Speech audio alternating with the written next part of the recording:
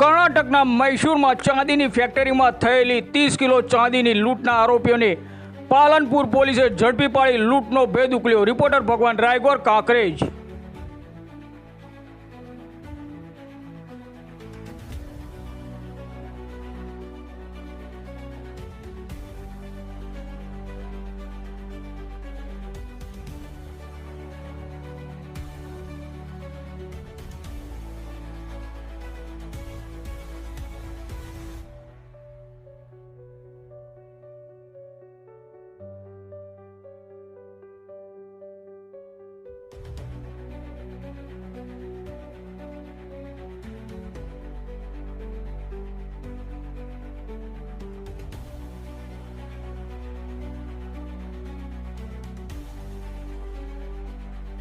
ઓગણત્રીસ 7/2025 રોજ કર્ણાટક રાજ્યના મૈસૂર સિટી ખાતે એક ખૂબ મોટી ચાંદીની લૂંટ થાય છે કે જેમાં સિક્યુરિટી ગાર્ડને બાંધી અને ફેક્ટરીમાંથી જે છે 30 કિલોથી વધારે ચાંદીની લૂંટ કરવામાં આવે છે।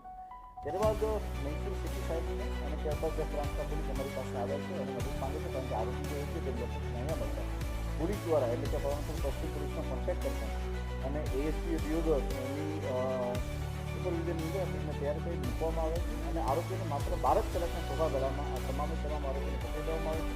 જે મુખ્ય આરોપી છે તેનું નામ છે કિશોર કાંતિલાલ પંચલ, કે જે દિશા ખાતે રહે છે। તો તેની સાથે આરોપી જે છે રવિ ઉર્ફે અરવિંદ ઠાકોર છે, કે જે પણ જે છે હાલમાં દિશા ખાતે મળી આવ્યો છે।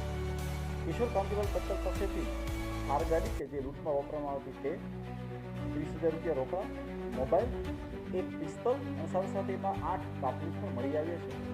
આ આરોપી જે છે તેમને હાલમાં કર્ણાટક પોલીસને સોંપી દેવામાં આવ્યા